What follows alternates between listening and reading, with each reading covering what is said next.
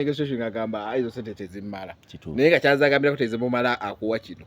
Kituufu. Wali okwadeko kwa situation. Hey, of course. All our life. No negotiating oya kasana ngomuga monsedde. All our life. Muchi. Tata. Tonkema. Tuli kuchi. Onsedde muchi. Waji? Muchi? Bade mpuliriza bibyo. Anti onsedde muchi. Bade manyi tugula TV ngeyo, gula ttaka bintu ngebyo. Goli kuchi. Gotubadde wali wennyini ku currency ebbiri. Awo mbadde sennaba. Obadde tonnaba. Naye ngo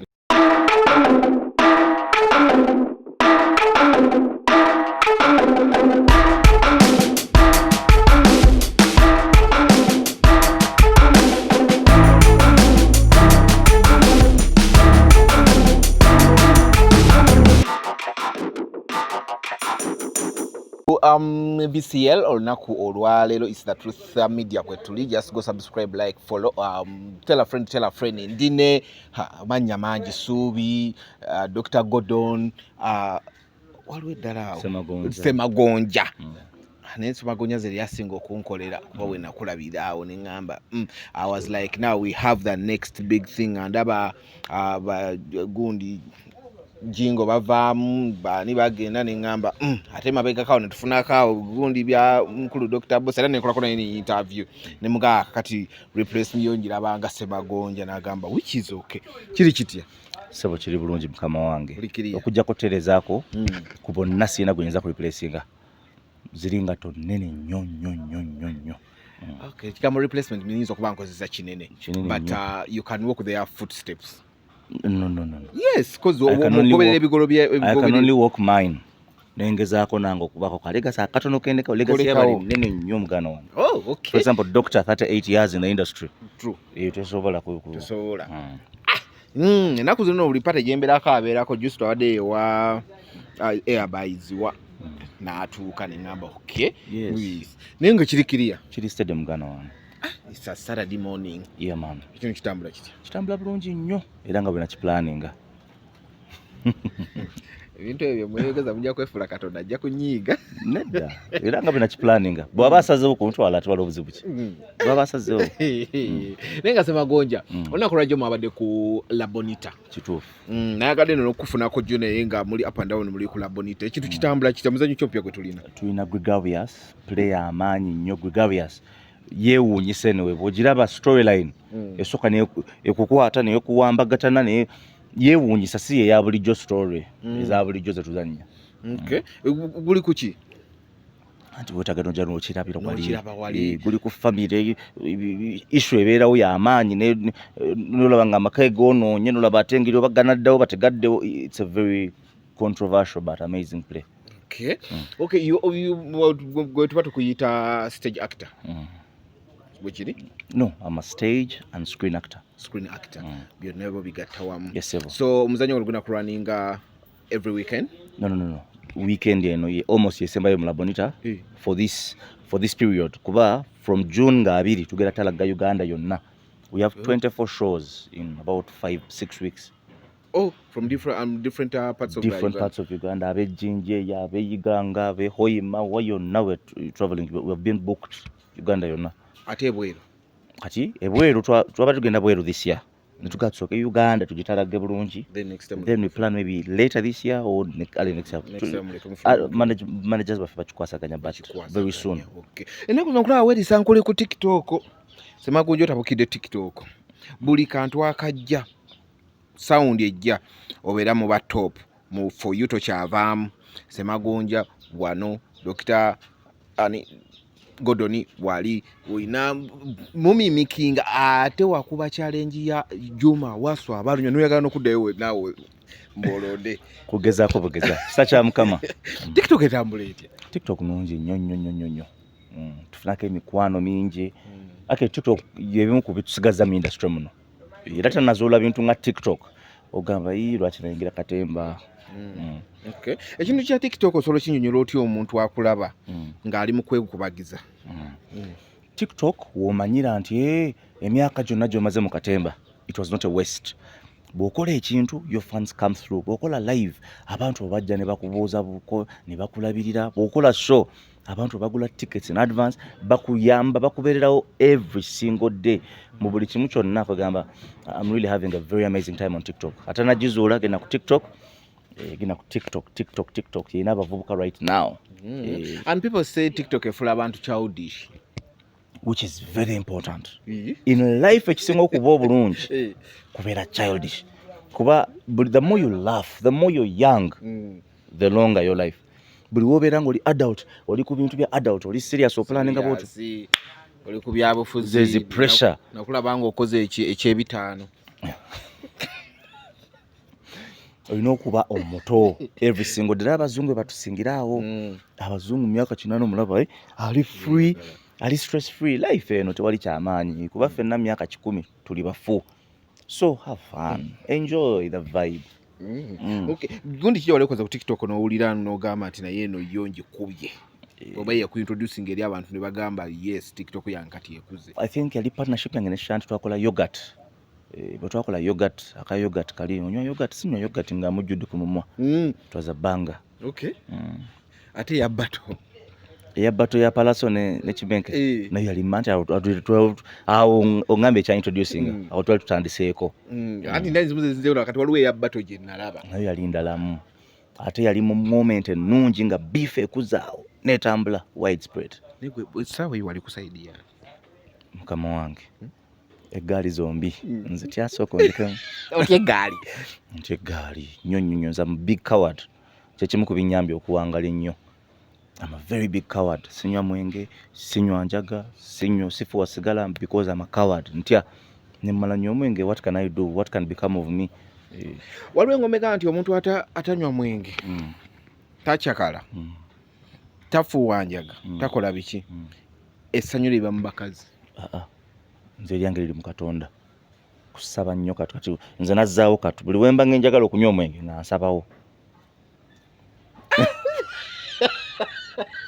kubanga neze kyaki abaana balokoserwa bawala baliyo kituufu ekyo kyo kituufu kuba naye waliwo omuwala yantwala mu kyaki kituufu kyekyakulokosa nalokoka dda naye yaliwo yanzizayo mukye bwega biwanvu sebo netukomawo ku kiri kitya nti oba tonywa tokola biki essanyu libeera mu bakazi ekituufu kiri nti era kale abakyala bwe mbeera mu bawala emirembe gye mpulira togimanyi sinti nga nina kyenkoze nabo okay I don't know simanyi oba mukama yakikola atya olaba wendi wano nti ndi mubasajja ebibulamu mpulira sissa bulungi simmuka leetawo abawala 5 tebankutteeko bannina ne buliranyi bwe bati kwe kussa obulungi kwe kugimuka gyemire omuntu yakola abantu yes I love women so much I respect ladies so much I love them sinti nina kyenkoze nabo but I just love being I appreciate women era bembeeramu all the time oliwa flat screen kibuto kibina TV flat screen oba kibina both I don't have a problem bobanga oli mukyala I don't care if you have a good personality nsenga nnyo kwagala personality tu vibe nga tutya tunyuma tutya vibe I'm good nene wali wakulu abantu abo batanyo okugira kuba kati we ngambira flat screen nsazeeko abamu we ngambira goni nsazeeko abalala yet njagala buli omma bonna babenga tuli ffenna waliwo omu nayera mugundoza muli mu game yemu bamuyita zizinga ye yagamba flat screen tomuleetera era n'alingira flat screen ye atunula n'eri taddamu kuba eriiso lyakubiri abantu flat screen tebazaagala nze kyemmanyi abawala tubateekako scrutiny y'amaanyi nnyo naye nabo ne banamala batwekenneenya nnyo nga betubekenneenya amagulu gaffe ago ne bagambula gati ne bagabalaga ensi olina gasagala wa amagulu mabi tuyinza okumunyuka nga teri afunye muwala so nze nakijjamu ekyo scrutiny eyo body shaming mbulamu bwange tebirimu ato buli kimu ekisinga ebitundu ebikusike birabika bubi ddala ebyabasajja bifu ddala kyovola ba noodles tezitambula nnyo ez'abasajja kituufu abakyala batusonyiwa nnyo abo ffe tuteekako olugezigezi yero tukundi biki naye naffe bwe tukenneenya naye olumu embutobuto zaffe zavaayo ebigundi byaffe ayagala kutandika kunze anedda kikola Semagonja oli potable gwe abakyala booli sina yadde nno n'omulema ate oli gwebaddeko oli wasasuza bangambye yakodde ssente za facilitating the channel na buli kimu naye kankubuuze Semagonja, would you go in for a woman nga agenda kusasula? It depends omanyi nze I never say never. It depends. Kisinzira, why not? Tweyagadde, if there's a bit of love, attraction, why not? I've never ng'akugula buguzi akasente weekali kubona yagamba yabagulira mu dollars.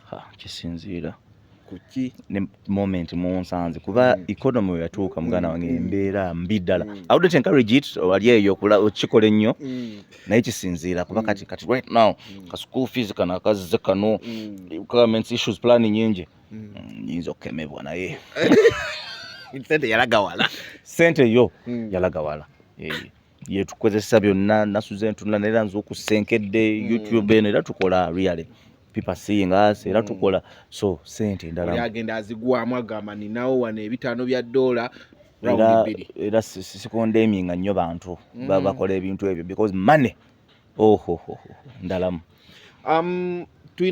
tuina currency biri mu nsi yonna ezigula ebintu ate ze zikozesa for exchange. One, sente. Two, sex. Do you agree? Ebintu byokka ebigula ebintu mu nsi. Kituufu nnyo era byawamba sente endala muggwe. People do things for money byotayinza kusuubira so anything can happen for money. Omusajja agamba ateeka sente ku meza nga yeetaaga mukyala n'omukyala najja n'ateeka sente ku meza nga yeetaaga omusajja. Kituufu. Sente zo ne zigula ebintu ebirala. Very true. Oli n'agamba yeeyaze wansi bamuwe emmotoka ekitegeeze bimugulidde emmotoka. Okiwulidde? Those are the two most powerful currencies. Wali endala nga negotiation nga biki naye ezo. Era negotiation zigwera mu sente na biri. Tekiriyo tebakulimba. Kituufu. Era oli akola negotiation agamba ezo sente tezimala. Naye nga kyazagambira ko tezimumala akuwa kino. Kituufu. Wali okukwateko ku situation. Of course. All our life. No negotiating oye akasente mu mugambo nsedde. All our life. Muki? Tata. Tonkema. Tuli kuki? Onsedde muki? Waji? Muki? Bale mpuliriza bibyo. Anti onsedde muki? Mbadde manyi tugula TV ng'eyo, gula ttaka bintu ng'ebyo. Goli kuki? Gwe tubadde wali wennyini ku currency ebbiri. Awo mbadde sennaba. Obadde tonnaba.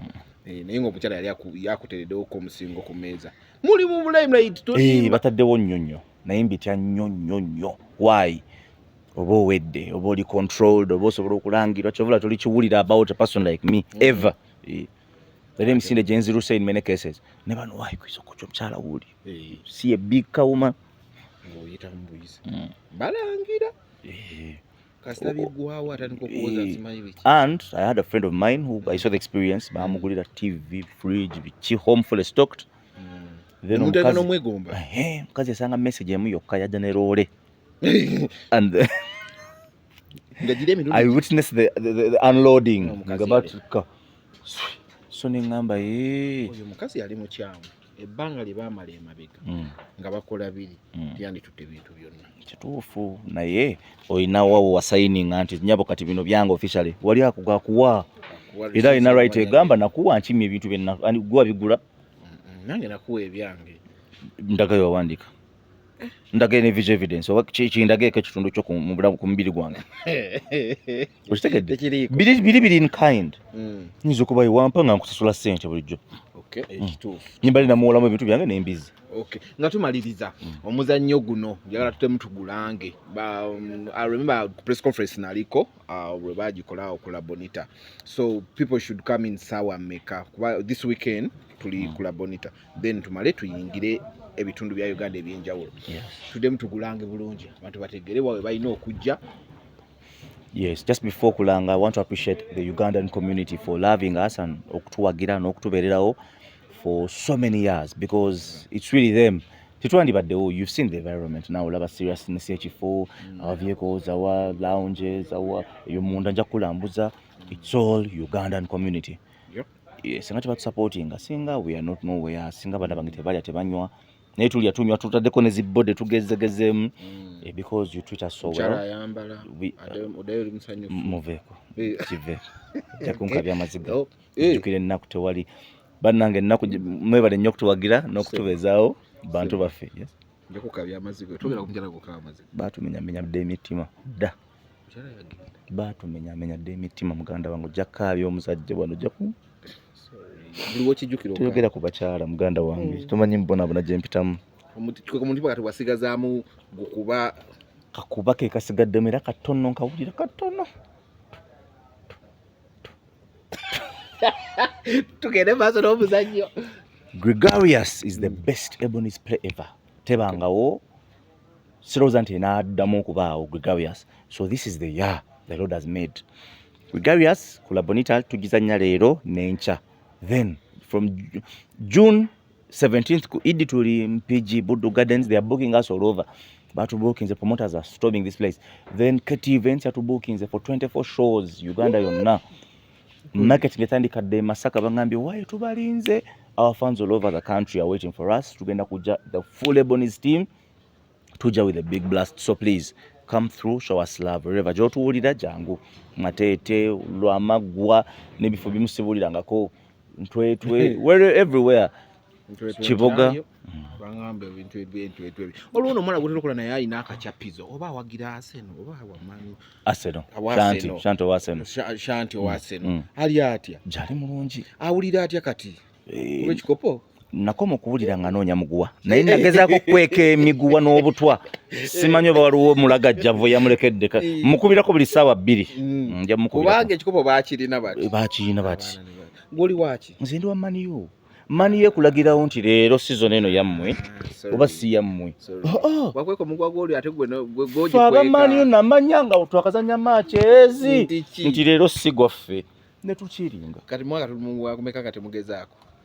n'ogujja bankubidde essimu tokakasa omusajja agenda n'ebibalo byammwe byonna Ferguson atukuba omuggo yategera nti agenda n'aleka ng'ebibalo byonna abisi oba nayinza omukomyawo tasobola kudda naye akimanyi kulwaki kuba ye yamanya nti ttiimu bantu byonna bakaddi tiyagulako ku baana bagenda kulekawo ttiimu ng'akimanya agenda nabano bagigs baani bonna agenda nabo nga bagenda ttiimu agenda nayo ekaddiwa n'abaleka nga Roy Keane bonna kitegeera naye lwaki bakibona tebakomawo ne batukokinga ttiimu yaabwe ne babajjukiza obukodyo kuba Manu yatunyumisanga omupiira ate omupiira gwamwe gwanyumanga nnyo nga musamba Arsenal teri mpira gwa nyuma ngoko naye ize bibaawo fe Villa twatutte ekikopo kati Villa yeyanzizaamu ku maanyi tugenda kusala ente 17 something like that tayeebwa agenda tuwa ente 2 very soon pate bagenda okubayo tulye tunywe ente eddiba erisooka nalyesoose nina okugiteeka ewaka lyente nga kijjukizo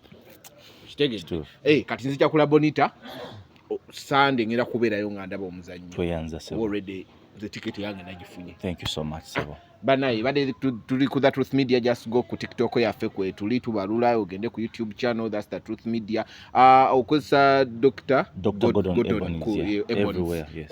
Kugundi zezo nazo na just go support, yes. Ate oluvanyuma mugambe kale twabalaba nga bazanya naye kati no biki abantu abe balina omuzoogo bwotuuka nga oli mu ddenja kale abadde azanya n'emizannyo abadde naye nga temujja kuwagira. Go support, go support kwa fena oleme kuddeyo kwate ntera nnyo ngamba abaana balina that it's called a silly talk ng'olwedde ekyokukola okimanyi naye ate no acting nga silly.